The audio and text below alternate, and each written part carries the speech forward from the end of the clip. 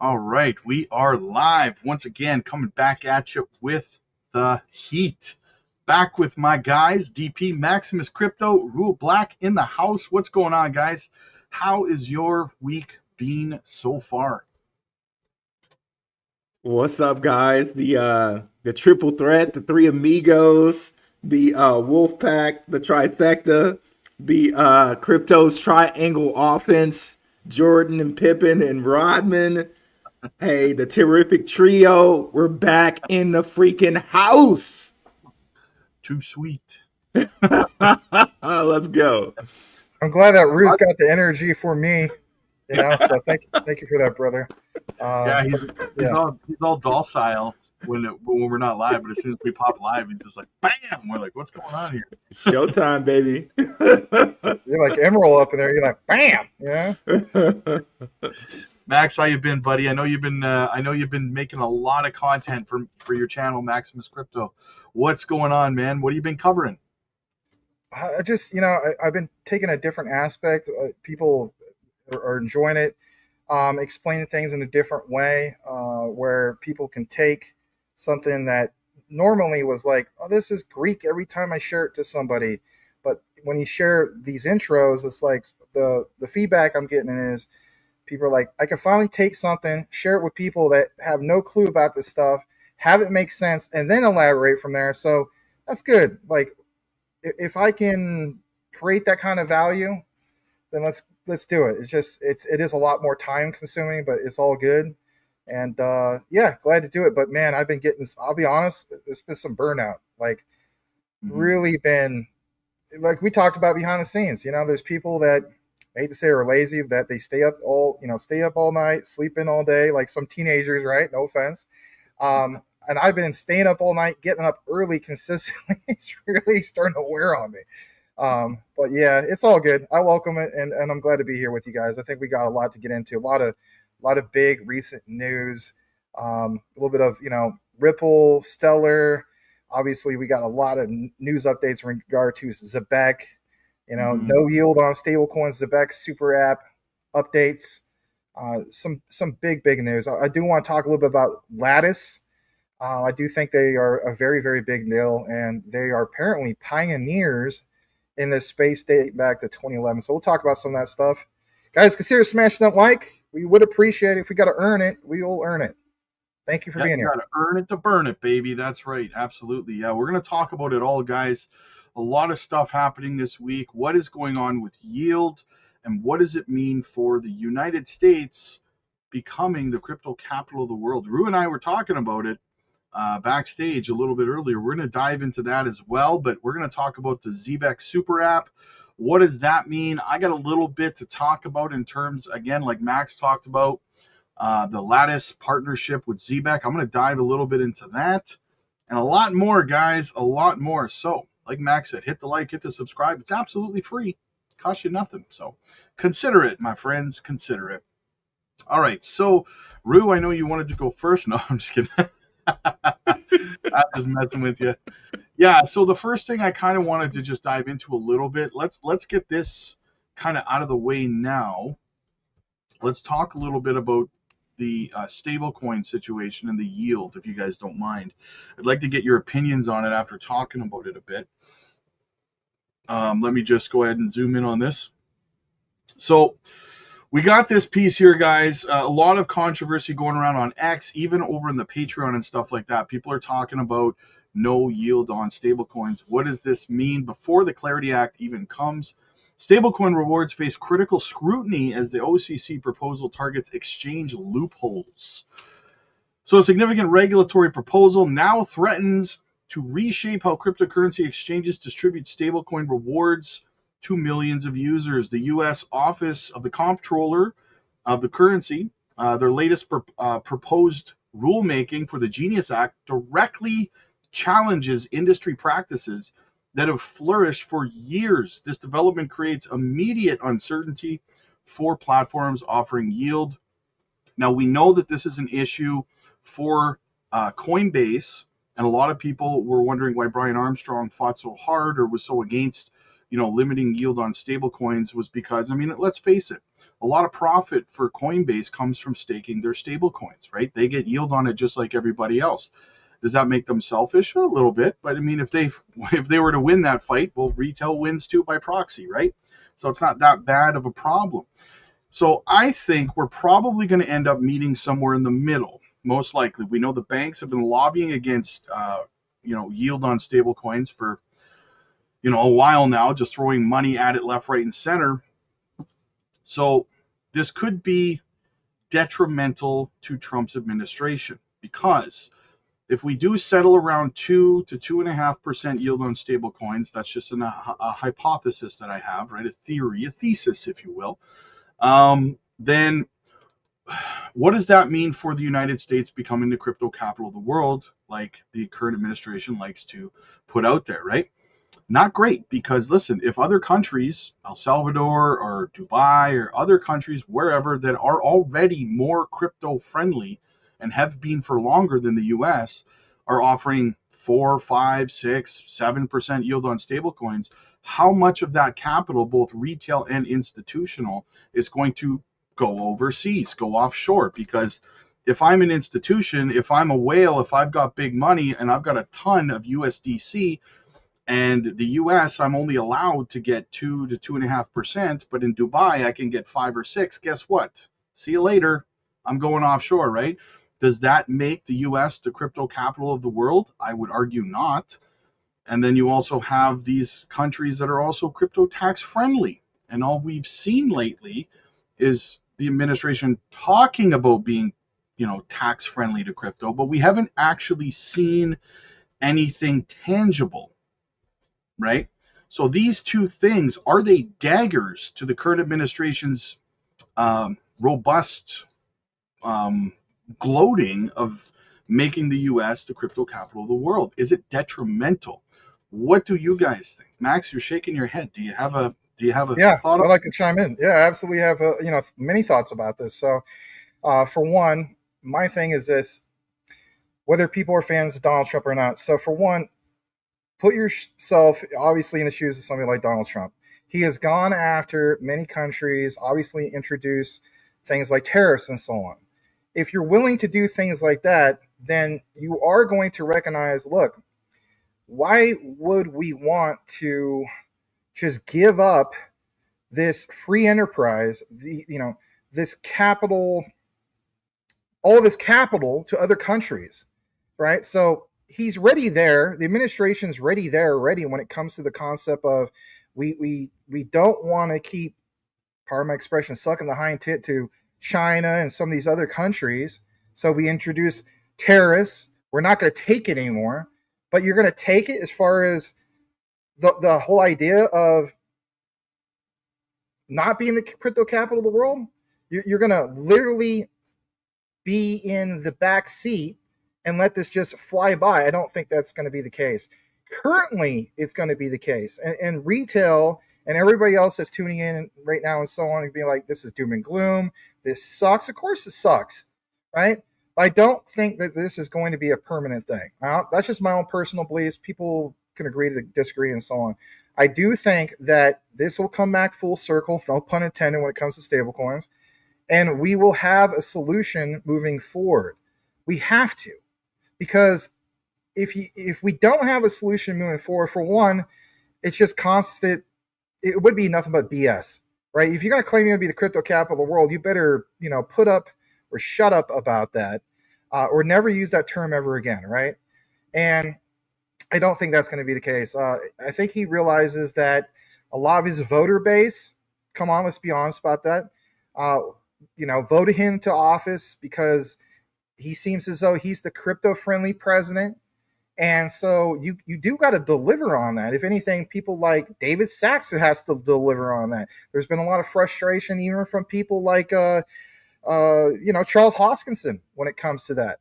But does that mean he, as in David Sachs, needs to resign for the position? No, I don't think we're at that point yet at all. But yes, currently speaking, maybe for the next few months, it might not look good, but I do believe that they will have a solution, and it'll be a heck of a lot better solution, personally. If you want to attack me, it's okay, than what the other administration was going to do. So is it kind of a 50-50 split where, it's like, well, geez, yeah, we're kind of embracing some of these technologies, but yeah, we do want to be the crypto capital of the world. Well, it is kind of a 50-50 split. It's almost like a double-edged sword. You can't have your cake and eat it too, but everybody wants all of this. If you're promising this, you better damn well show it up. And in the terms, I saw the whole thing of the, hopefully you guys watched it too. I mean, I know you cross the border up there, that's all right, but a lot of us tuned in for the State of the Union address, and what was the main thing that Trump left on everybody? He left on the whole notion of the golden age, and it's just like, even Rue and myself. I mean, go back to, what was it, day 2, maybe 3? I think it was day 2, 2025, right? January 2025. Trump invites Masanobu, Mas from SoftBank. He invites Sam Altman. He invites all the biggest players, right? And again, that term of the golden age, Project Stargate. So my main thing is, that's all there. Did people forget about all that? And of course, mainstream right now is going to be like, oh yeah, I kind of forget about that. Those things are still being worked on. Heck, even here in Phoenix, even though it seems like there's some bad things going on with TSMC, that's still part of the bigger plan. But again, currently speaking, it doesn't look good. Well, would it look good maybe by May? And that's where the whole debate is, right? Because like, we need to get this in gear now. Time is money. So as the market crashes, what do? Do we buy up all this stuff?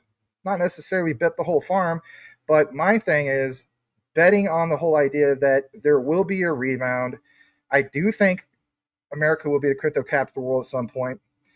The world literally wants us to be. Come on, you guys. Let's just be honest. The world, like, go to Europe, go to Asia, go to all these places.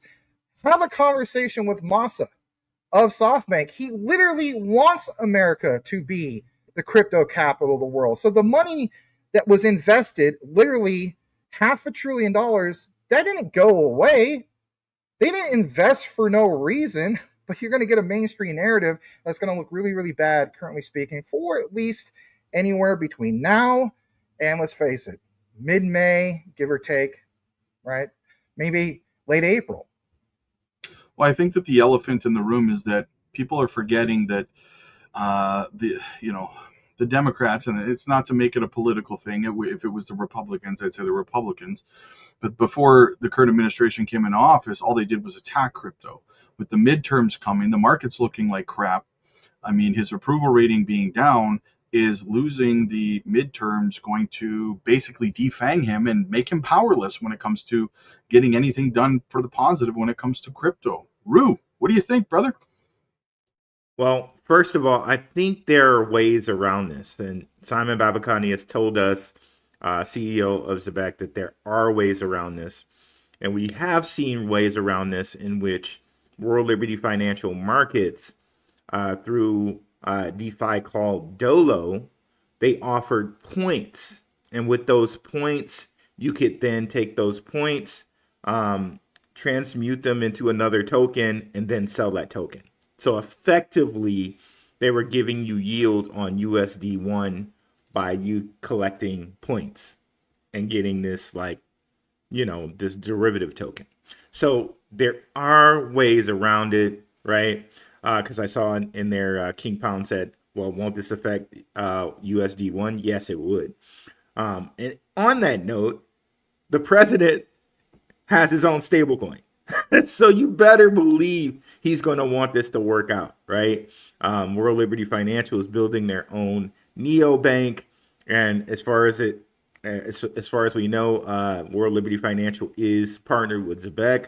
So is David Sachs and his Craft Ventures. So all the big players have skin in the game, if you will, when it comes to stable coins and things like that. So again, we were talking about this a little bit backstage, Rob. Like Brian Armstrong didn't vote for the Clarity Act the second time because of them removing whatever, or at least allegedly, because they removed the yield for stable coins. So you gotta believe he's still on that same front, taking that same stand right now. But should it happen, I think there will be ways around it, just like the point system. So we shall see. Yeah, absolutely. There. Shout out to Jetpack. Says, want to be the crypto capital of the world? Let's start with no tax on crypto like other countries always have.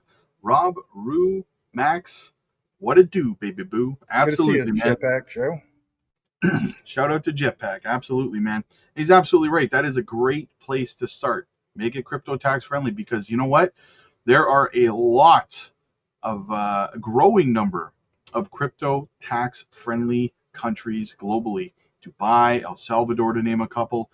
And I remember reading a piece, I was telling Rue about this backstage, that after the 2021 cycle, I think across the US and Canada, something like 90,000 millionaires were created in crypto, young millionaires. And a large portion of them left the US and Canada for countries like Dubai and other tax havens. That is a lot of capital leaving the economy of the United States and Canada, right? And these young people aren't established. They don't have families. They have no roots. So it's easy for them, this generation to just get up and leave if the US is not going to be crypto tax friendly, if they're not going to be stablecoin like yield friendly or anything like that. People will just continue to leave. And you know what? These other countries, people say, well, I've been asked, well, what is a country like El Salvador or Dubai benefit from having no tax on crypto, right? And having these people move there. Well, because all of that money is pouring into their economy. So it over time, it affects, you're going to see these countries like El Salvador become stronger countries financially as a result, right? Of all that capital flowing in. Yeah, Puerto Rico, Philippines, exactly, right? Like Rue says. So the U.S. has to really be careful here when it comes to that because it could be really detrimental to the economy in the big picture, with millions and millions of dollars leaving every cycle, right? I think we should definitely have more of a conversation on that. If you don't mind, I just want to recognize some people in the community. Yep. I want to welcome Francisco Dennis Lil. Thanks so much for being here, man. OG in the space. Kareem McCockney, so glad to have you here. Probably didn't pronounce it right, I'm sorry. But Kareem, glad to have you here. Ori the Dream, he's always supporting all the communities. Thanks for being here, man. Yep, almost a Friday, man. Just hang in there, hang in there. And I will read this. Will the no yield on stablecoins just expedite people to use vaults? We're going to get into a little bit of that. I think there's another comment. Somebody else asked that too. I want to thank Dina Sublime. Thank you for being here. Really mean that. Thank you so much. And then let's see here. We the people pay for tariffs, says Press Slide 2026. We the people pay for tariffs. I support it because the companies that left us in the dust should come back. Can't tariff and export. Okay, I respect your opinion. OG, good to see you. I just want to fast track through some of this. Let's jump down to this. I want to thank Warner Bros 4241. Interesting. My grandpa actually worked for Warner Brothers in the early 1920s, believe it or not. He was old enough to be my great grandpa. Anyway, he says, I'm grateful for you guys and excited for the present moment. So should you. My only hope is that we use time wisely and overflow our future blessings to others. Thanks. Appreciate that. Some of you guys are enjoying the space. You do appreciate that as well. Just to get a heads up, Rob, OG Crypto is also a fellow Canadian. It says Canada pushed me out of 4 platforms, not crypto friendly here. Yeah, there's only 2 provinces in Canada that are crypto friendly. I think it's BC and Manitoba. Ontario is a slaughterhouse when it comes to crypto. It's funny that you can use pretty much any exchange, a crypto exchange in either Manitoba or BC, but you can only use a handful everywhere else in Canada. It's like what? So yeah, that's really frustrating. Anyway, I don't know if you guys have some comments you might want to read from your own communities. So glad to have all 3 of the communities here. We call it the triple threat. So thanks for being here, everybody. We appreciate you. Almost 400 people watching, guys. Make sure you hit the like and subscribe to the channels. Absolutely. Yeah, shout out to the Rue Crew here. Shout out to King Pound. Shout out to Moonfeather Rising. I'll be on a live with Mooney tomorrow. Thanks for, and I saw Rob, you showed that. Thank you for showing that, brother. Appreciate it. We got a lot of recruiting here today. Shout out to OG Crypto. Shout out to Onyatsky. Shout out to Silver Days. Shout out to King Pound. Shout out to Pino Q. Shout out to Natwali, the Muskegee aristocrat. I know he supports like multiple channels like Max's too as well. Oh, well, thank you for that. And Pino, ¿cómo están? Salamat. Shout out to Hitter All Day. And if I miss someone, please forgive me. Like, there's a lot of names here. Thank you guys for coming through. Really appreciate you. Jetpack JO, of course, supports all communities. Thank you guys so much for coming through. Really appreciate it. Yeah, Jetpack, absolutely. We're going to get into some Canton stuff, man. No worries, brother. No worries. AZ Marines sub to all 3 channels. My guy, my dude, thank you so much, man. Zebec's starting to pump. That must be because we're live. It's the live pump effect of our it's the trifecta coming together to pump the Zebec charts, baby. Let's go. Yeah. Chris jumped in that shredder. Chris, thank you so much for your support, brother. It's greatly appreciated, man. Guys, it's especially in a bear market, when bear conditions, when things are down, views are down, and no one's paying attention, it really means that much more when you guys support the channels and stuff. So really, really a lot of gratitude for that. We do not take it for granted at all, right? So No, we don't. I still laugh, or somebody that said in one of your comments or something like that oh, you guys must have went on vacation. Are you kidding me? We had to literally put out like 4 times the amount of content to make up for it all. So we are literally working our what off on some of this, try to keep people informed, and at the same time trying to keep afloat as well. So the grind is real, and we expect, or we're glad to share it all with you guys, this journey. Anyway. What's a vacation?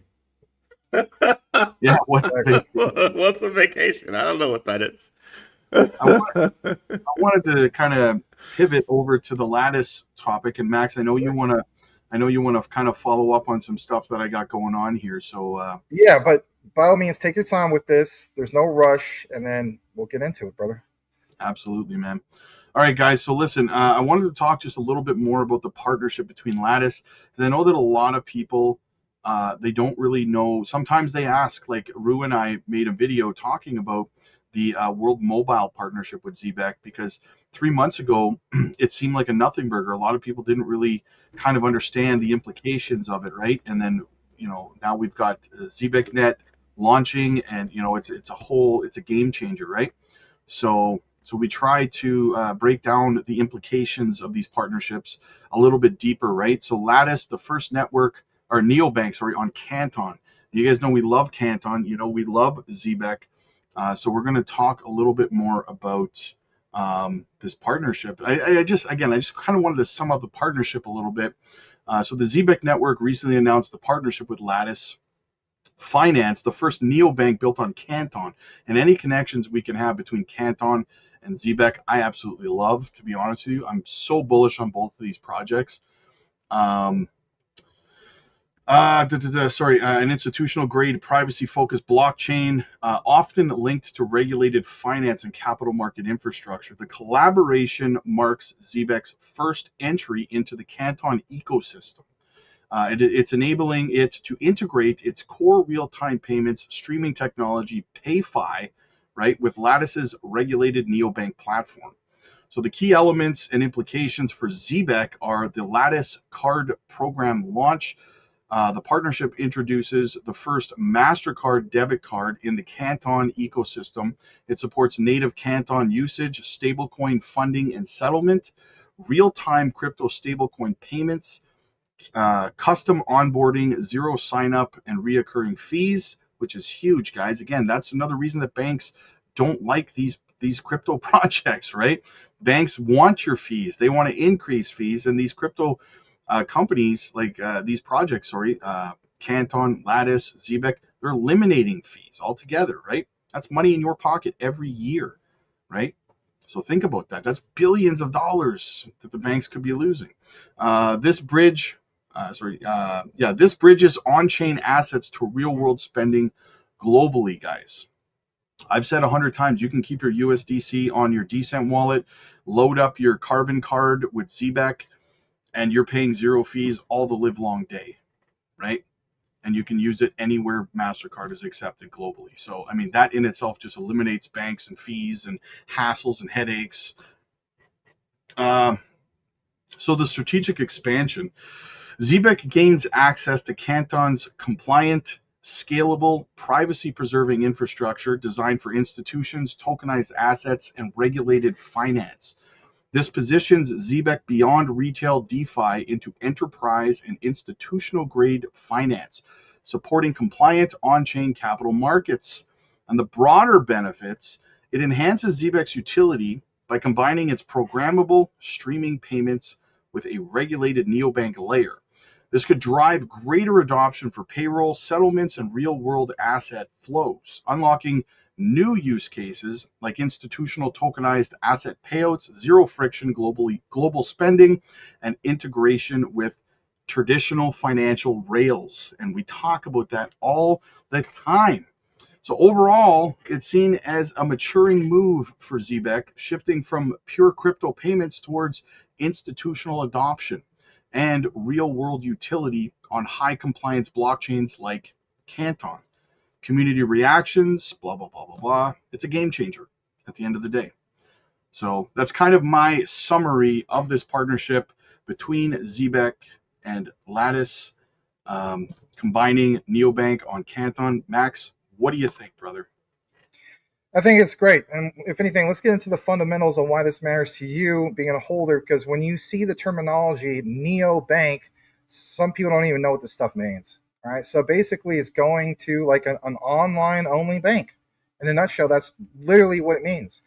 Also, you have to keep in mind neobanks offer exclusively banking services, online only, without any physical brick and mortar branches. So again, what does that really mean? Well, what it means to me is that you basically have exclusive services to this. Now, we just saw basically Zebec share the whole concept of the super app is now live. You're going to try to tell me that somebody who is a neobank, in this case, what Rob just shared with you guys, the concept of, Lattis, right? And they were not going to have anything that would be exclusive. I think they would have things that are basically exclusive.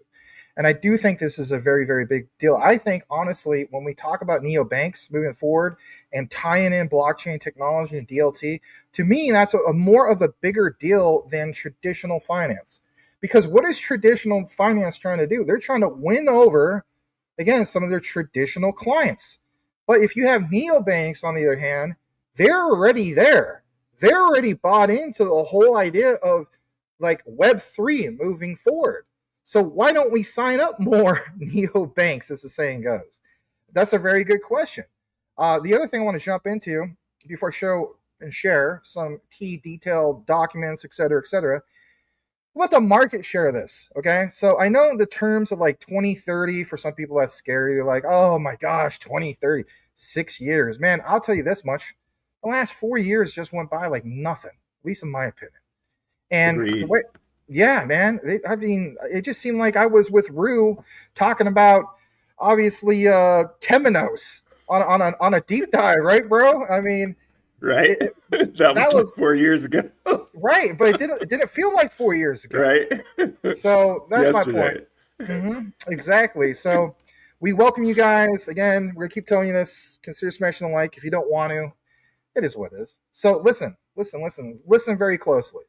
Neobanks, from what I gather, is a basic search, right? I don't even need to share a document with this. Just anybody can look this up. Here's why this is really important. Neobanks are projected to capture, you heard me right, up to 20% of the global banking market by 2030. Now, you may feel as though that 20% is nothing. It's a heck of a lot, because we know that we are going from basically $2 to $3, $4 trillion overall crypto market, right, to something huge by 2030.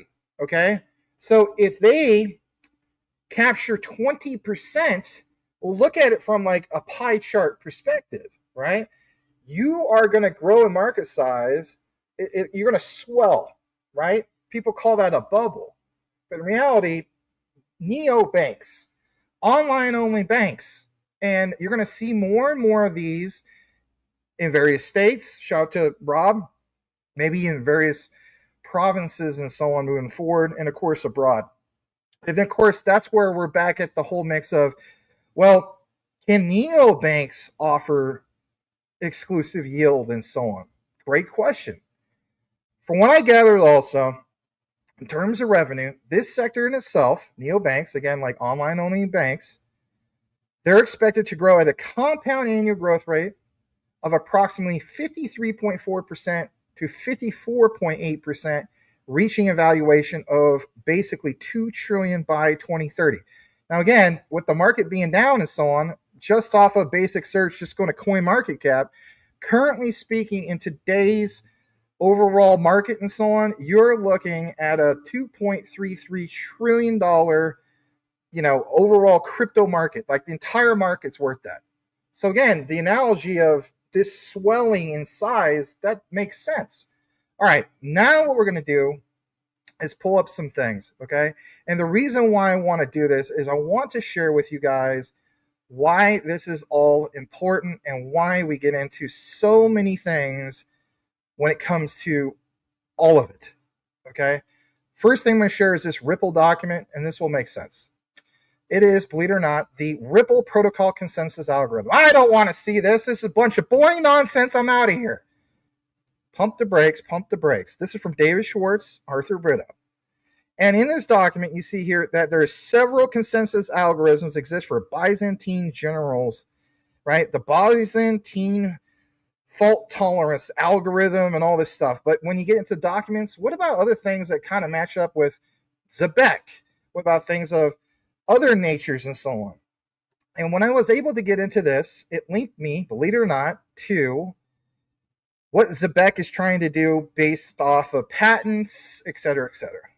And I think I shared this document with Rue, I believe in person. This is the Zebec white paper version 2. And basically speaking, why highlight this? Well, because back to the topic of what we have at hand, back to the whole thing of no yield on stablecoins, will the Zebec super app be the solution? Listen closely.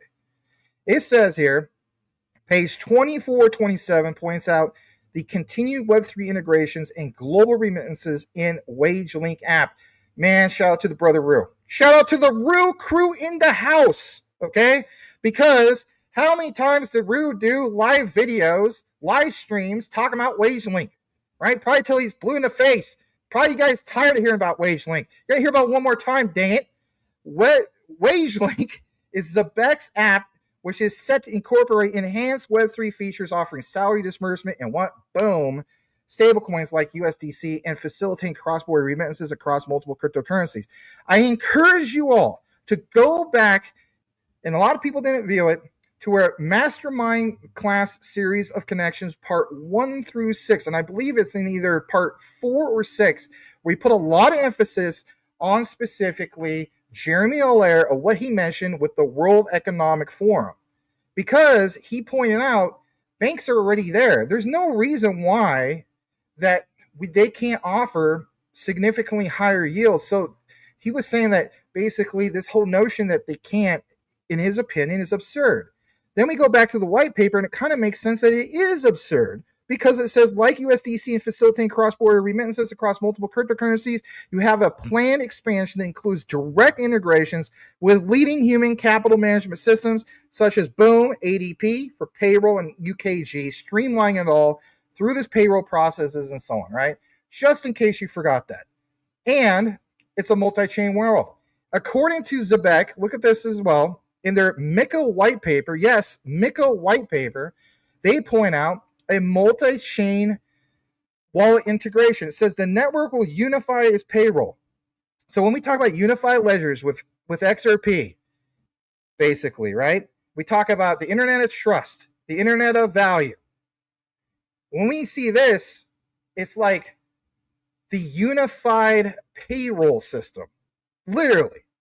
And it says here, this application will support multi-chain wallet integration. We already know about a lot of integrations already with the Quant network through the Overledger. And we know that the Overledger, by definition, has this thing called the Over Wallet. Now, I know we didn't take Quant in this one. We probably should have. But we also found, myself and Rue, that Fireblocks, you have custody with that. We know that Zebec met with Fireblocks literally at Sibos, and we know that the Overwallet is wallet agnostic. So when we see the terminology, how this application will support multi-chain wallet integration, I say to myself, geez, you're going to tell me that you're going to provide a super app that's going to involve all these wallets and nobody is going to earn yield on that? So here's the thing. Now let's come back in the frame on this. We'll talk more about this. We got to talk about this.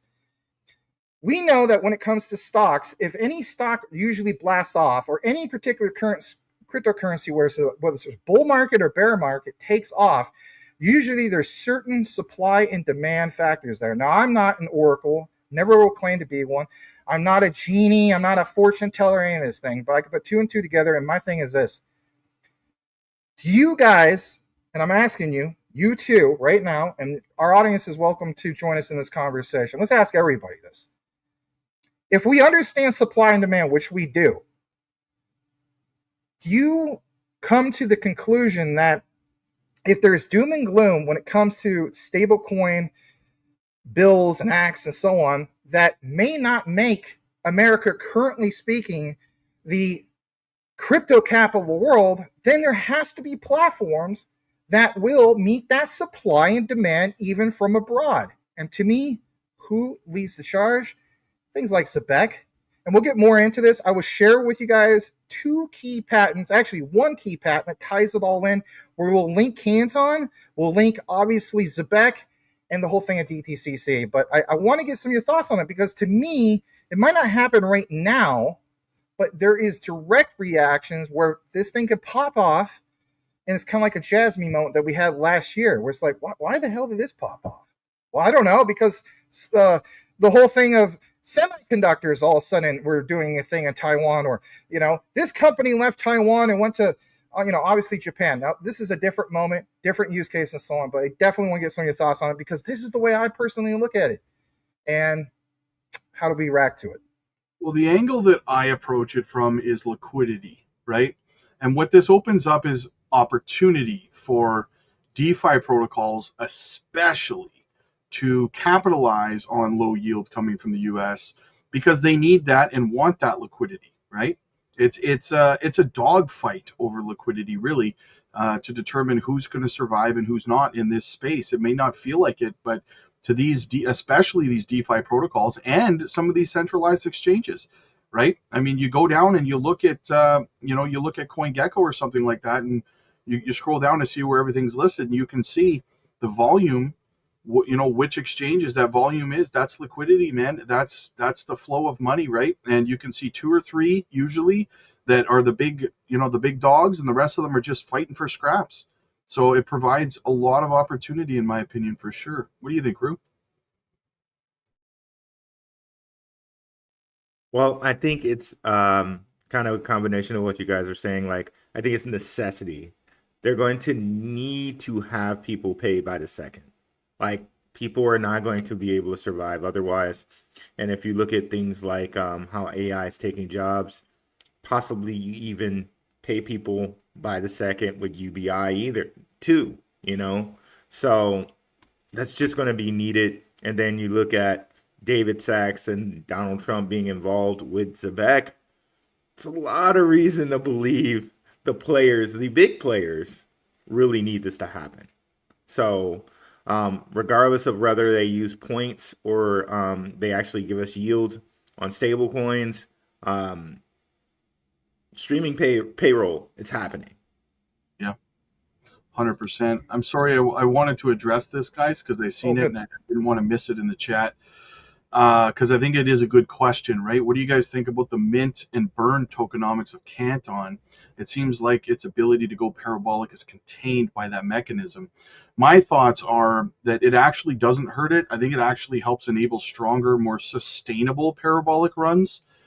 Canton's burn mint equilibrium ties supply directly to real network usage, right? Whether it's institutional settlements, tokenized flows, fees are burned, deflationary pressures, while new tokens are minted only for adding utility like validators, apps, etc., right? So the target is 2.5 billion Canton burned versus minted actually at a steady state. So I actually think it provides Canton with the opportunity to give us a more sustained parabolic run instead of crazy runs to the upside followed by crazy dumps to the downside. I think it's a little safer. I don't know. You got thoughts on that, Max?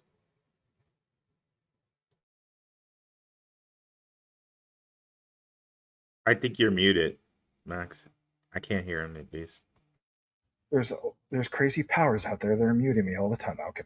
All right. So Presley, all right. I think you're spot on with this, especially with what you said, Rob. So it does create a healthy ecosystem. You know, I kind of look at like the Ripple logo. Even though we're talking about Canton, if you look at the literal Ripple logo, you've seen people where it shows like a dollar bill going in and going out and going in and going out. I kind of look at it like that same perspective, but with Canton, you do want to see a sustainable, healthy, thriving economy over there. And with the mint and burn tokenomics, again, that's important to recognize that some people will flood that and say, well, like Canton, geez, man, I mean, they don't really have a true max supply and so on. But then they never mention the whole thing of the mint and burn. And that is very, very important, especially when it comes to U.S. Tokenized treasuries, right? We understand that's going to be a big deal moving forward. We see so many new integrations, so many new news coming out with Canton, literally left and right. I mean, we just talked not that long ago, all three of us, but not even a month ago, maybe even later than that. I don't know. But when we were in person, we said, Canton, Zebec, it seems like it's inevitable. Rue, you've been covering this numerous times on your live. We did some videos about this, but yeah, I mean, I would agree with the statement that basically it could very well go parabolic. And we've seen Canton kind of hold its value and sometimes even pump while the whole market's down. So glad that you recognize it. Great question. You got anything to add to that, Rue? Yeah, if we could, I'd like to go back to the Lattice thing. I didn't get to give my crack at that. Hey, I think this also involves Canton, in that you notice with the press release, they say that this is just the first part of their entry into Canton's ecosystem. I really think something is going to come later with like the DTCC, where they're doing like instant payments and instant payroll. Like I really, really, really see that. Shout out to Michael Gopi. Yeah, we got to give him his love for sure. Shout out to you, Mike. Got to have you back on the show, man. It was an awesome time, brother. Let me go ahead and share my screen here. Yeah, don't mind, guys. I'm scrolling through some of the comments. They don't all need to be. Leave that up right there, real quick. Really, that up there. So the lavender lover. I'm a lavender lover as well. Keeps the bugs away, naturally speaking. And I just want to throw this out there. I used to play the heck out Battlefield 5. One of my favorite maps was Province, which is basically this map that's in Battlefield 5. And there was literally acres upon acres upon acres, like literally 500, maybe 1,000 acres of lavender everywhere you go. So while you're having a blast shooting the Nazis and whatnot, right, from a mile away, you're going all over the lavender. And it was so cool, Anyway. Go ahead, Rue. Okay, so with Lattice, I think this is going to open up some more instant payment, real-time payment possibilities with Canton. And I think LayerZero is going to be the key to that. So let me say some things about LayerZero, and this is also going to kind of segue us into what I want to talk about Metallicus. And shout out to the Rob Mass community, because last time we had one of these things, you guys were saying, hey, what about LayerZero? What about LayerZero? So I looked into it. So shout out to the Rob Mass Crypto Future community. Got to give credit to Ben and Jay Dorn. There we go. So shout out to you guys, and shout out to our guy 314 Crypto from Zebec Nation. He also assisted with some of this research. So just want to let you guys know, like, I appreciate all of you guys, and I like to acknowledge everybody who helps, like, with the research. So thank you guys for that. So LayerZero announces Zero blockchain to build global market infrastructure in collaboration with Citadel Securities. Citadel Securities, right? You might already recognize them as a partner for who, Max? Canton. Oh, sorry, no, I was reading another page. Sorry about that. Sorry, no problem. All right, no problem. I ain't going to put you on the spot like that. So they're already a partner with Canton, and of course we know the DTCC is already a partner with Canton International Exchange, and with a strategic investment from in Zero from Citadel Securities, and guess what? Also, Kathy Wood of ARK Invest is in this as well. She's also an advisor and an investor, so she's doubly in. So Citadel Securities, DTCC, Google Cloud, and they're saying that LayerZero's 2 million TPS is really going to help, and of course, they're very fast, and that's why DTCC would want to use them. And everybody claims to be very, very fast, but when you got ARK Invest, DTCC, and Citadel Securities on board, well, your very fast might mean more than a lot of other people's, right? And when you look into this, right, so this is just from the LayerZero point of view. Now, when you go and look and you realize that LayerZero is one of the validators for Canton, right? You got that Canton connection there. And as we said before, too, I think Citadel Securities is on this list, too, somewhere. But they're also a validator for Canton. So you Deutsche Bank. I'm sorry? Deutsche Bank. Deutsche Bank, yep, who's also partnered with Zebec. Another connection. Thank you for that, Rob. Another connection there. But then you now look at some of the investors, right? Zebec investors, including Gemini, right, which is right here, Lightspeed Ventures, and that's enough for now. Now, if we just go over to LayerZero, guess what? We see some of the same investors here, Lightspeed Ventures. Where's the other one? Who did we just say? So it was Lightspeed Ventures and gosh, I just lost it. But anyway, Gemini, where are they? They're on here somewhere. I think I just lost them. But another one that I see on here that Max covered, which is Animoca Brands, who is also an investor on Zebec. So you see all of these guys kind of getting together here. Where's Gemini on this list? I know they're on this list. I just must have missed them somewhere. You could always do a Control F. Okay, yep. There we go.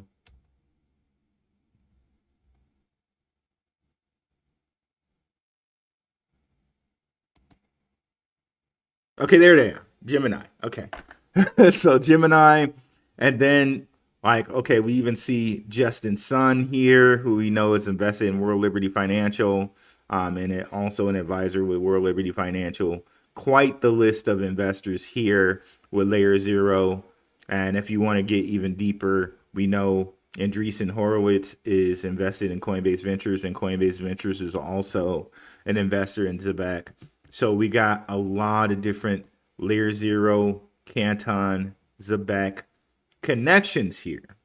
Now, let's segue into the Metallicus news, in that Metallicus has deepened their relationship with FedNow. Okay? The Federal Reserve Financial Services, FedNow Instant Payments. Metallicus expands FedNow services capabilities with the request for payment certification. Okay. And they say Metallicus was previously certified with the send, receive, and liquidity management through the FedNow services.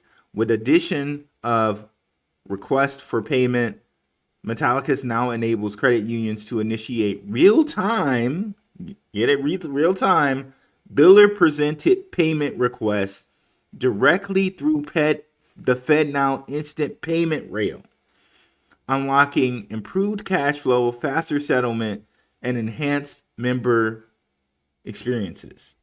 So now they're enacting instant payments for credit unions, right? This reminds me a lot of Zebec, and I've said it a lot of times where I think Metallicus and Zebec have something like some relationship themselves.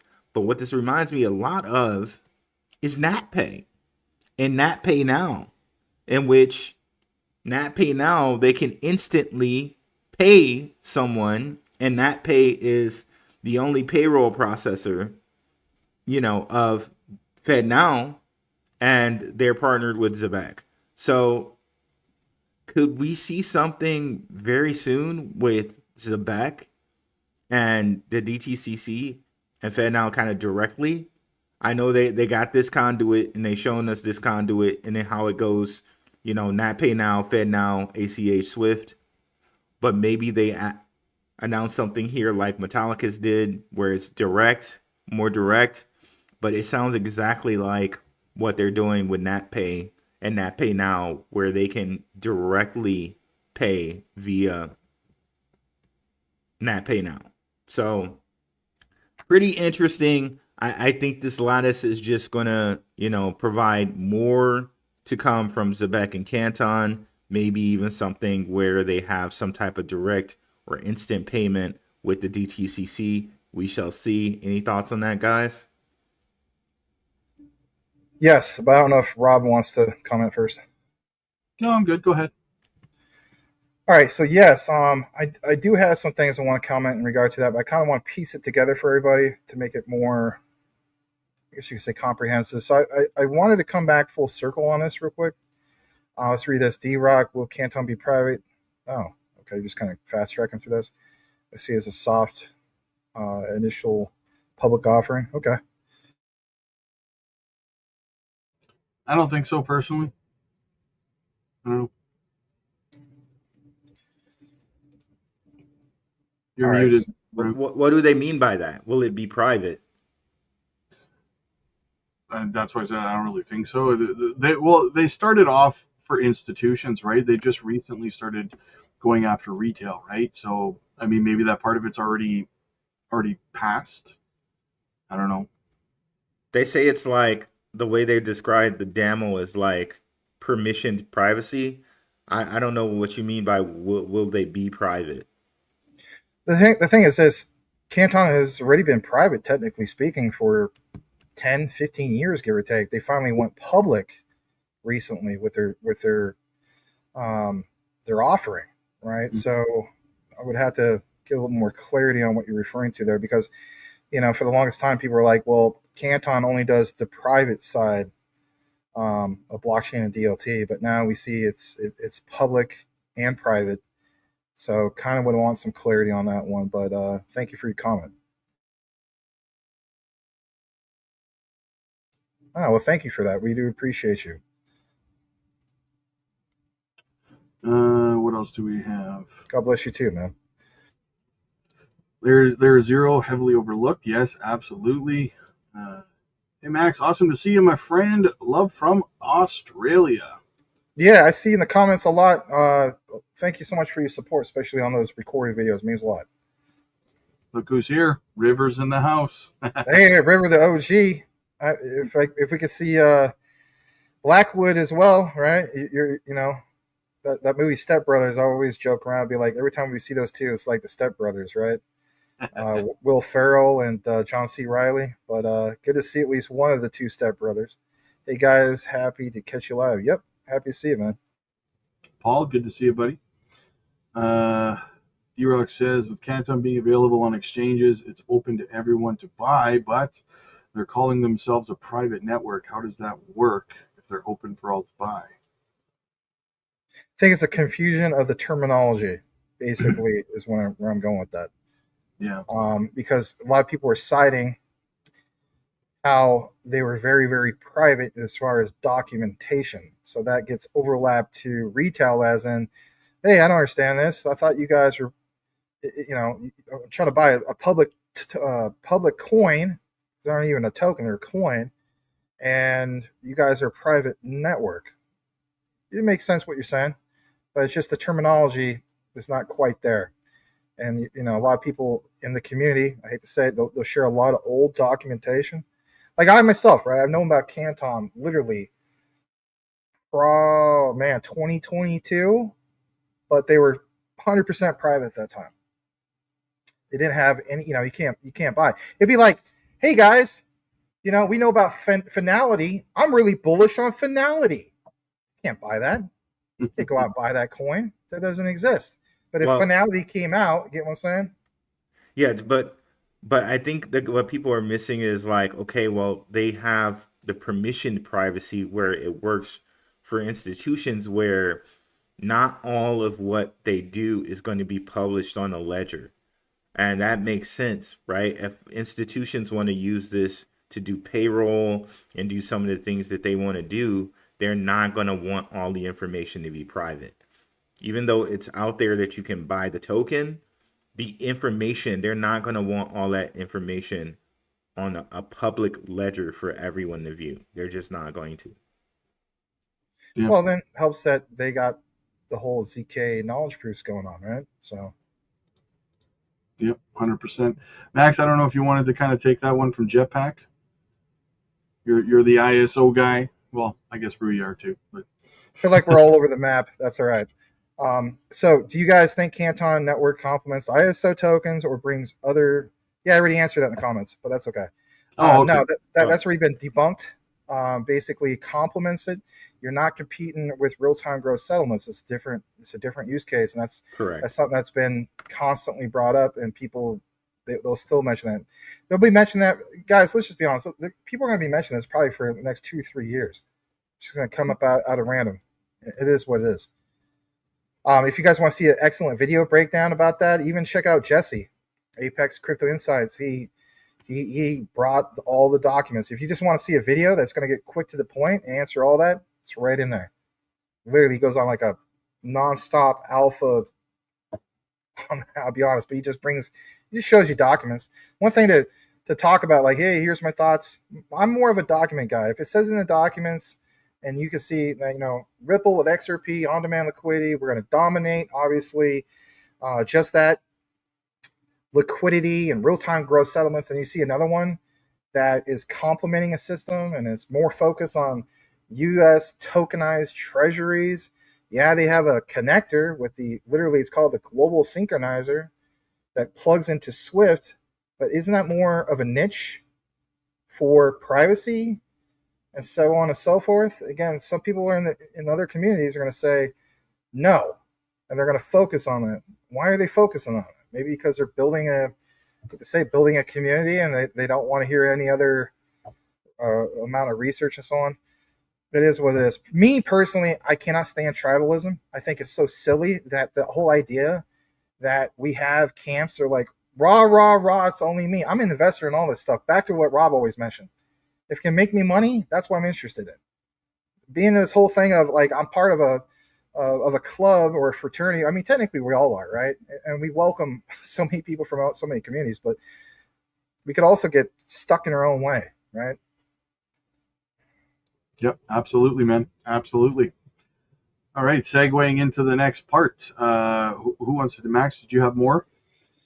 Yeah, and I know that you got to wrap it up soon, so I'll make it quick. So I wanted to share that document and connect this, to complement what Rue was sharing and a little bit of what you were mentioning earlier, Rob.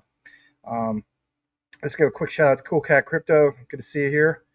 OG in the space. All right, let's pull this up. So for one, how do we have it all connect? Well, we're going to share a document. As Rob pulls up the document, you're going to see literally this, and it comes straight from patents.google.com.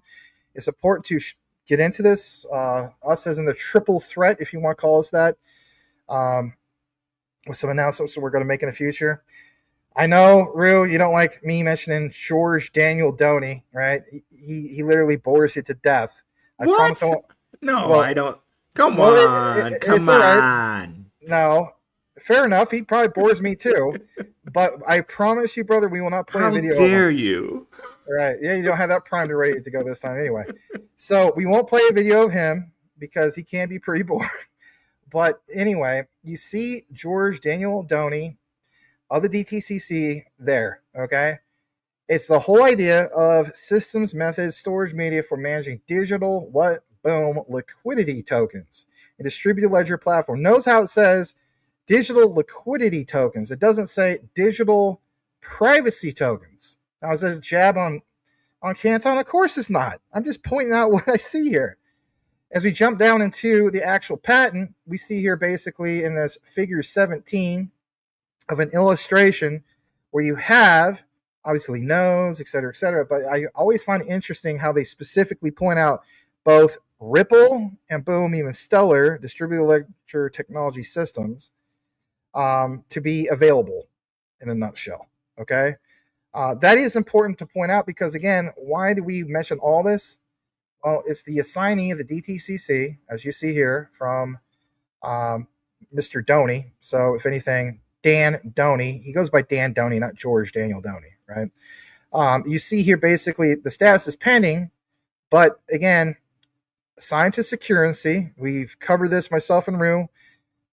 You can check out our deep dives and so on. But again, this whole topic of DTCC. Now, here's why this is all important.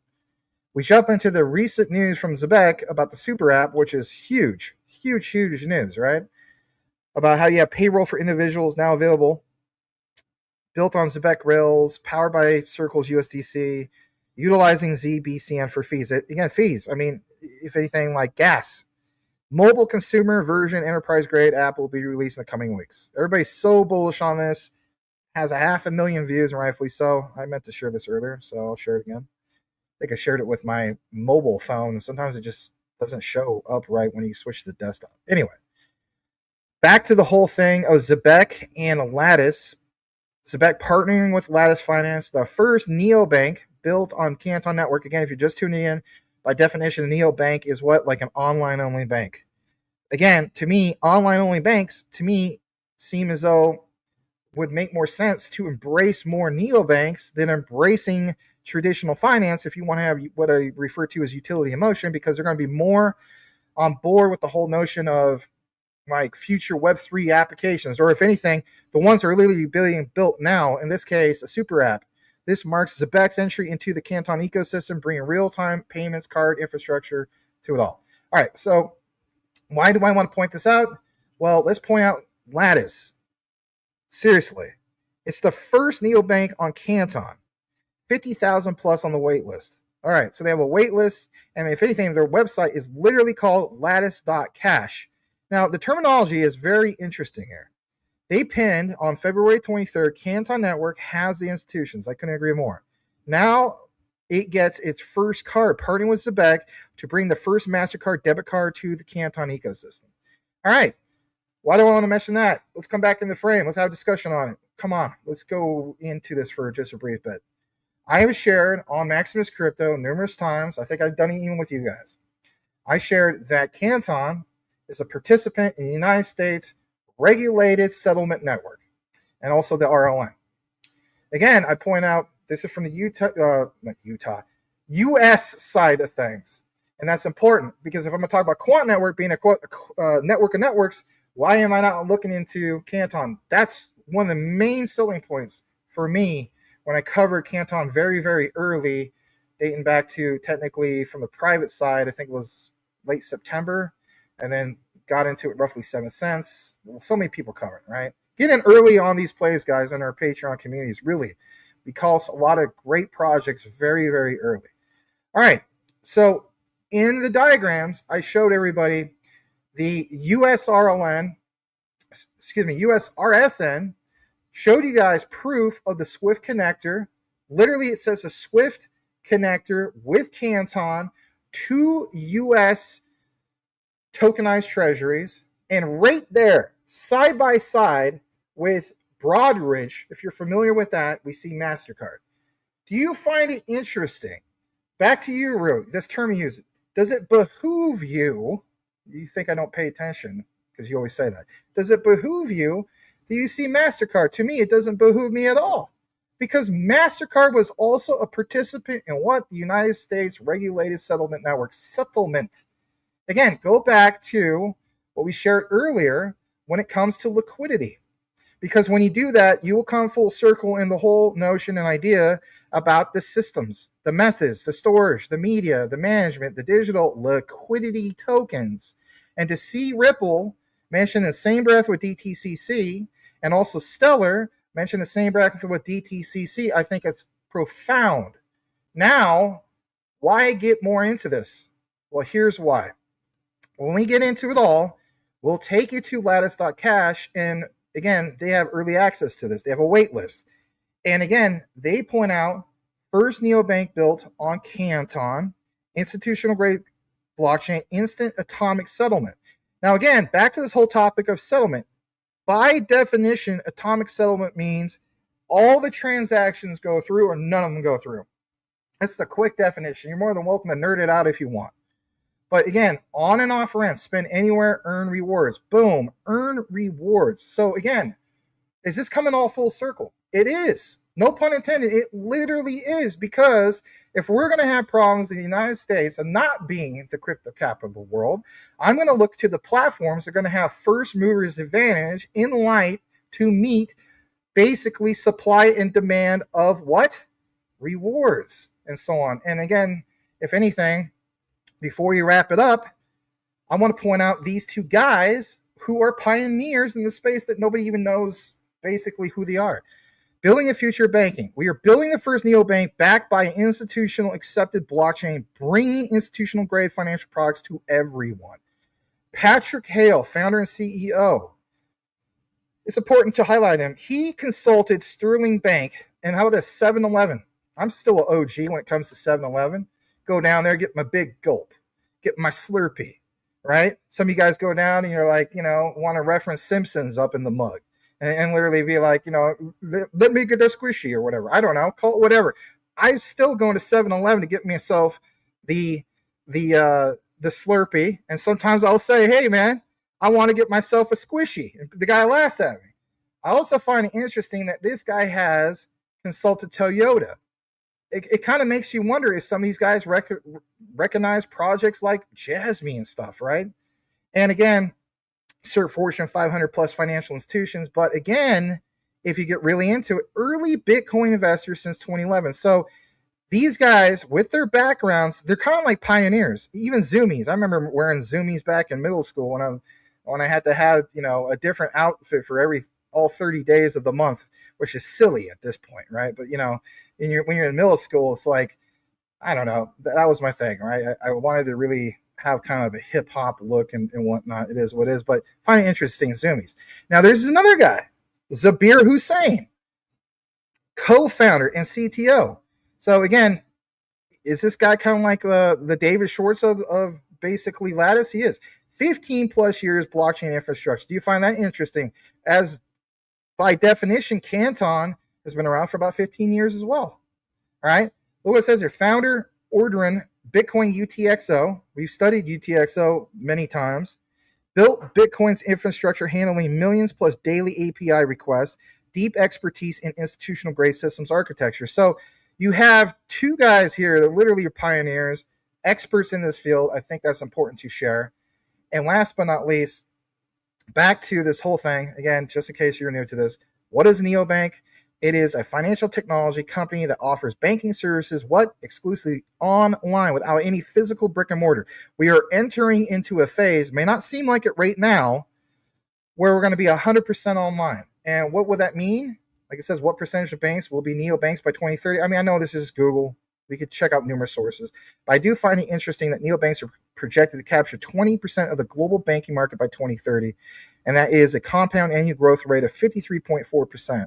So again, go to CMC right now. Go to CoinGecko. We are roughly at $2.5 trillion due to current market conditions for the entire crypto market. Well, we're betting on all this, right? So if we're betting on all this innovation to eventually come through for us and set us free for the rest of our lives, I can respect when Zebec has integrated these technologies with something like Lattice, who is basically a neobank, because it tells me, again, the whole thing of supply and demand. Let's come back in the frame on this one. We're basically speaking, we recognize that you're going to capture a market share of it all. And if you do that, that's big in itself because it lays down a clear framework moving forward where maybe it's not all about the yield on stablecoins, it's rewards. Would rewards be a loophole? So instead of people earning stablecoin rewards, would they do a loophole? Hear me out. I could be wrong on this. Would they do a loophole where you get paid actually in some of these tokens instead? And that's the whole trick. Is that what we want moving forward? I don't think so. I think people want stable coins because they want what? A stable value, but all of it's interesting. I want to get some of your thoughts before we go. Yeah, absolutely. I agree, man. And they have to be, the thing is, they have to be trusted stable coins at the same time, right? You're starting to see so many companies coming out with their own stable coins and stuff like that. But at the end of the day, you're going to have just a handful, I believe, that are going to be your go-tos that you can really rely on. How many coins have we seen depeg, right? And it's just, that is so, I cannot stress how important that is, right? A lot of people have gotten wrecked on stable coins because it drops from, like what happened just recently on October 10th with Binance, right? That stable coin depegged down to like 60 cents, and it just liquidated so many people and just cascaded a whole thing, right? So when it comes to stable coins, we do need a lot more tighter restrictions. We do need a lot more oversight, and we need a lot more trust when it comes to them as well, right? I think your big winners, obviously, Circle, USDC, probably, unfortunately, Tether's, what is it, USD what? Oh, you're talking about USTA that we covered Yeah, not too long ago? Yeah. yeah. Most people don't realize that, right? Like we cover that, and most people don't realize that Tether actually has, as we speak, an institutional, regulatory compliant coin in the making. And of course, I mean, I get it, right? You only get your news from so many different outlets, but we discovered, like, why is SwiftCoin highlighting this? And then we find out, oh, this makes sense. Let's check out the Zebec side of things. It's like, geez, I remember doing that video with you guys, and it was a big deal. And by the way, let me share something on that. Am I sharing my screen? Yep. Yeah. You see this guy, JV? Yep. He's growing Zebec. He's like he's involved in their marketing. Guess who he's following? Let's scroll and mosey on down here. Besides following the DTCC, which that's part of the reason why I think we're going to get some more from that. He's also following Jeff Spicoli. USAT. Nice. Nice. Great find. Appreciate it. So I think we see more from that. And kind of to piggyback off of what you said there, Max. Shout out to my guy, ZBCN, man. I was on the Zebec Nation podcast. Definitely go check those guys out. But he has something here where he was talking about on their roadmap, right underneath Stellar and XRP, they have continuous white label products for ecosystems, right? And this thing that they're doing with Lattice is probably going to be a white label thing as well, in which they white label their payroll system and put it on their neobank, on their neobank platform. So now they can do streaming payroll via their white label product. Well, we know other neobanks like Facet that they've hooked up with, also ADI Chain, and of course, World Liberty Financial is going to have their own app in which they'll white label. Zebec will white label for that as well. So they're hooking up with a lot of different neobanks, including having their own super app. And I think the future is very, very, very bright based off of all the information that we presented tonight and more on all three of our channels. Guys, like, it's just looking really, really good. I would Sorry, agree. Thanks for sharing that. I'm just looking something up for a question here. One of you guys got a super chat here on the screen. That's for Root. Okay, It's for one. does SHX having only 6% circulating bother you, any of you at all? Well, understand that 60 billion of that is in escrow. So they're following the same plan that Ripple kind of followed, in which they put a lot of their supply in escrow. And I think that's going to lead to big price movement at some point for SHX, because what are they going to use that escrow for? For XRP, I think, or allegedly, they've used some of it for, paying people like XDC, right? For XDC to create what they needed to create with Corda. What is SHX going to use their escrow for? And I think it's really going to lead to big price appreciation for them. Any Well, opinion, guys? well, I looked it up, and apparently over the next 2 years, Stronghold's only going to be releasing about 24% of the supply into circulation. That's an average of 12% a year, which, I mean, I don't have my calculator on me. I don't know what that equates to monthly, but it's negligible in my opinion. I wonder if that has anything to do with what they're going to do with the escrow, because I know like what Ripple does is they buy most of it back. They do release some out from the escrow, but most of it they just buy right back up. Yeah, so what I have here is over the next 24 months, to answer your question, theoretical max supply, 24 billion, 24% of the supply, but due to the rolling escrow mechanism and ecosystem use like rewards, liquidity, the real addition into circulation is far smaller, likely in the low single digits over the next 2 years. Yeah. And I know like people always accuse like Ripple of dumping. Like I see someone says like SHX dumping and coin distribution bothers me. Um, Most of it Ripple buys back up, and it didn't stop. Ripple's price still went to like what, $3.60 something cents, and it'll probably be higher now that they're in all of these ETFs, and you got companies like Evernorth around, right? So Well, I don't think it's something too much to worry about, in my opinion. well, let me just throw this little, idea out there. When you talk about Ripple, so Ripple unlocks what, 1 billion tokens at the beginning of every month. They usually only sell off, I don't know, an average of about 100, 150 million, right, for operations, and then they lock the rest back up in escrow every month, right? So when you think about it, people say, well, I hate that. Okay, I understand that. But at the same time, they use that to stay in operation. So isn't it healthy for Ripple and XRP in the long run that, because a lot of companies don't have that benefit of being able to sustain bear markets, for example, financially, whereas Ripple has the benefit, uh, and by proxy, XRP has that benefit of staying strong throughout bear markets, right? Even though you'll see sell off and you'll see it go down into a bear market like everything else, it's not going to go to zero like some projects and some companies that end up going bankrupt, right? And you have to unlock tokens to stay. I mean, they do that to stay, for operational purposes, right? They don't do it just to go to the strip club, So I mean, they're not doing it you, to pop bottles or anything like that. So you know what? I think it's for operational purposes, but I think also like I know there's like I don't think, or allegedly I don't think you can do like a 51% attack on it. But what if, well, we think what we think Ripple is used for is for the central banks, right? They don't want someone going out and buying up all that supply. So instead, they keep it in escrow. So no one can go do that. They can't do it. yeah.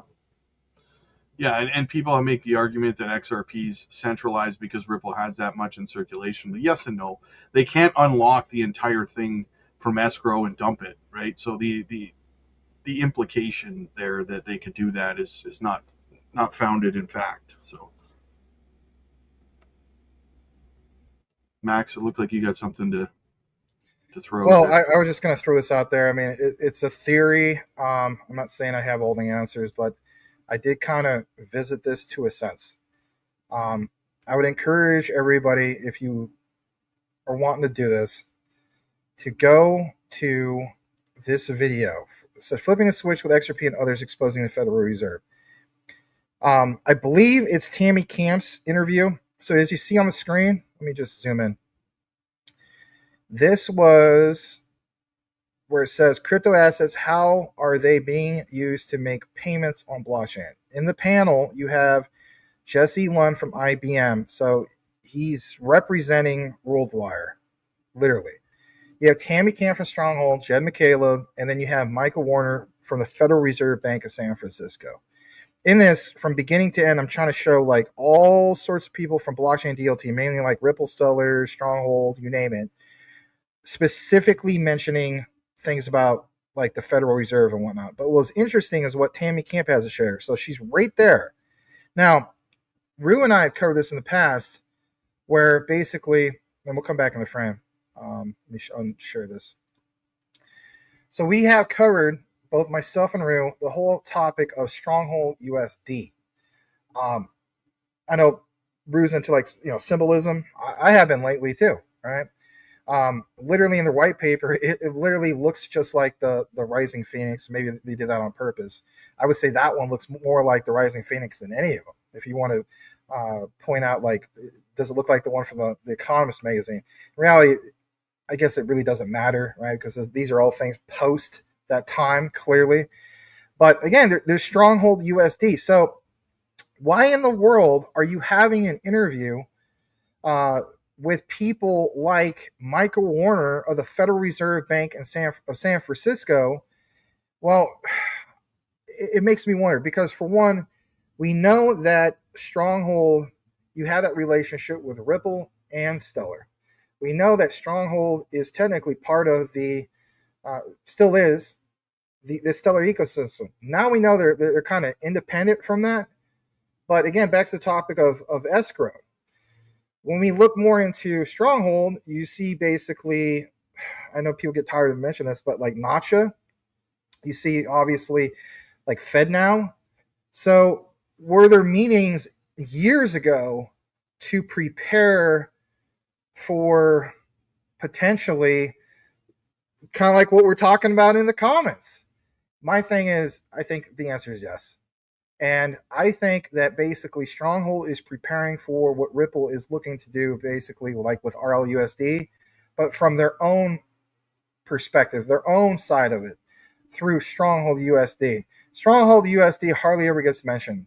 But when you look into the fundamentals of it all, deep into it, you have something there. So does that mean tapping into escrow to do some things with FedNow? I don't have all those answers, but I would encourage you guys, watch the interview, draw your own conclusion, because I would like to hear some feedback from you guys. Maybe you feel like you got the smoking gun on you know what, geez, man, like we should look more into this and so on. But Stronghold is obviously going to focus on the use case, focus on what new partnerships they have, everything moving forward, especially with remittances, et cetera, et cetera. But again, great findings when you get really deep into it, because again, Federal Reserve Bank of San Francisco, they're all in the same room. They're all talking about this new stuff. And also talking about, I think Jed McCaleb said some key dates like 2040 and beyond. It's going to take a while, but already you see the common ground, even with Zebec. You see Zebec and Nacha. You see Stronghold and Nacha. I see sometimes people like they'll laugh in the comments. They'll be like, "Oh, there's nothing there with Zebec and Stronghold." I didn't say there was. There's common ground though when it comes to Nacha, and of course the whole thing of NatPay. We've been over this. Look at that video. Just watch it. That video in itself. If you don't want to watch the rest of it, go to, I want to say, the 38-minute mark. But if you really want to listen to the whole thing, go to the 32-minute mark and watch that to roughly the 46-minute mark. And if you don't have all the time in the world, turn up the speed. Listen at 1.5x, listen 2x. You'll get the point. Yep, 100%. Root, looked like you had something to. You have any final thoughts, brother?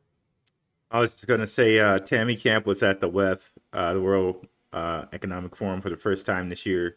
If you just listen to some of the things that Tammy Camp has said in the past, it's clear that there's a bigger picture. If you look at some of the things that Mind Crypto has posted on X, where there might possibly even be a SHX ETF in the works, right? There's just so much. There's so much there, like where there's a smoke, there's fire type of deal. And just from what Max showed, Tammy Camp's on stage with the San Francisco Fed, right? And Jed McCaleb and everybody else like that. Yep. You don't get in the room with those guys, and you don't get in the room with the World Economic Forum unless there's something going on there, right? So Absolutely. I mean, that's my key takeaway too. Just look at it for you guys to sell. And that was supposed to be a closed door meeting. Somebody recorded that. I'm glad somebody did, because it tells me that there is a bigger picture going on. I would encourage everybody to watch the whole video. I even tie in Hedera. We have Charles Hoskinson from Cardano talking about some of his thoughts. Again, it's exposing the Federal Reserve in that video, which sounds crazy. Yeah, I'm big on H part too, by the way. Yeah. I just wanted to kind of add as well, guys, make sure you're getting over to our Patreon communities. We have just been absolutely destroying it in our trading groups. As you can see, I mean, 743%, 514, 469, 103, 319. Guys, it just keeps going. 207, like, just been crushing it. We got great leaders, 743. It just keeps going, guys. So get over to the Patreon communities today. The links are down in the descriptions. For me, you can book coaching calls, whether one-on-one or group calls. We got Patreon lives. We've got microcap gem hunting and so much more. Max and Rue, I know you guys are doing open mic nights and Patreon lives as well. Am I right? Yes, that is correct. yes, And I'll go ahead, Rue. no. Just I was gonna say just yes. That's it. Yeah, I mean, from my end, I'm trying to find a key date to just make it like a regular thing. I do want to do, obviously, some of the things that Rob and Rue are doing, where it's kind of more of a community side, where you have open mic to, talk about stuff with the community instead of just me on screen. You already get enough of me on screen anyway, but that is something that I want to point out. If you could highlight that, I do want to welcome Presley 2026. I know you had to get going. Maybe you already went to bed, but thank you so much for being or choosing to join the Maximus Crypto YouTube community. It means a lot. Thank you so much, and you have a great night, sir. Thanks for joining. Hope to see you again soon. Yep, absolutely, guys. So jump aboard. Like I said, the Patreon communities, gem hunting. Guys, if you don't know how to trade, we have great leaders over there as well, tutorial videos, the whole 9 yards. Get the education that you need to succeed in this space. I'm also doing a series where I'm making all of my whole portfolio. I'm putting out there for the Patreon community every time I buy, every time I sell, whenever I take profits, moon bags I create, and so much more. I do a video every single day tracking all of my buys. So if you want to follow along, you got to be a part of the community. That's transparency. That's awesome. Yeah. All right, guys. Well, any final thoughts before we get out of here?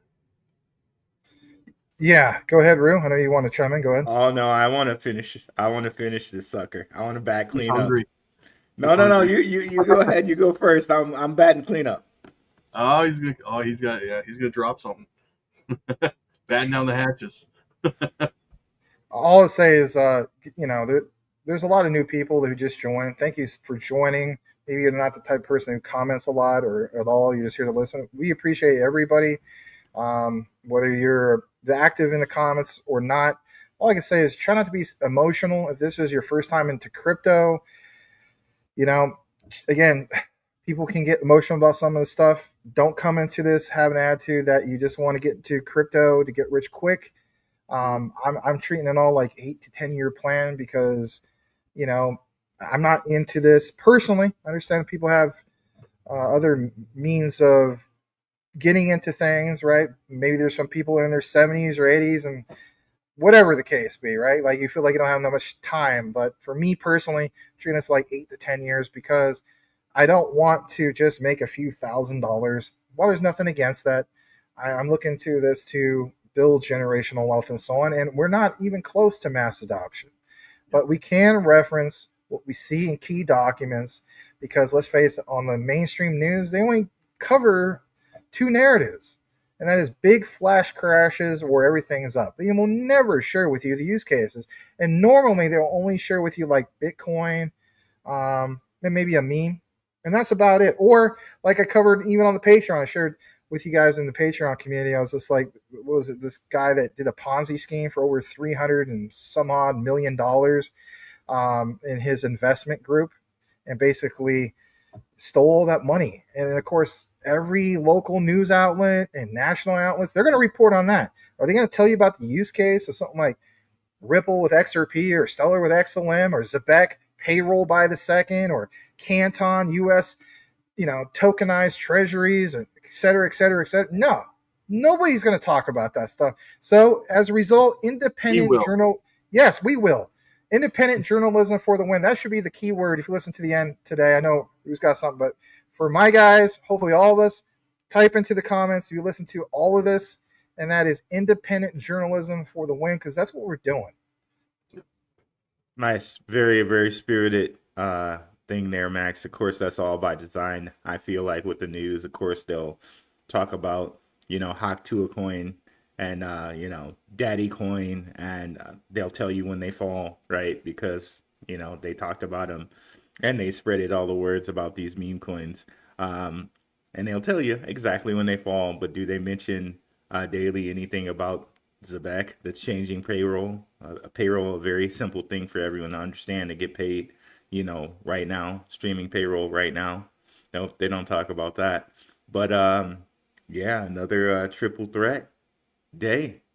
Three amigos, the Trace Amigos, the Dunking on Wolf Pack, the trifecta, the triangle offense. We're signing off here. Apparently, I'm Rodman now, Rob.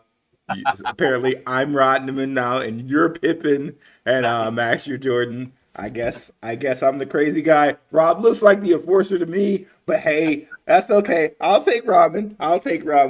Yeah. So yeah. Awesome. All right. Yeah, those are some nice compliments. Members of the Coin Vault signing off, right? Yes, absolutely. Yes, the Coin Vault, the subliminal messages that you may hear about later. Dun, dun, dun. And we'll leave you on that, guys. Coin Vault. Like and subscribe. God bless. God bless. Peace.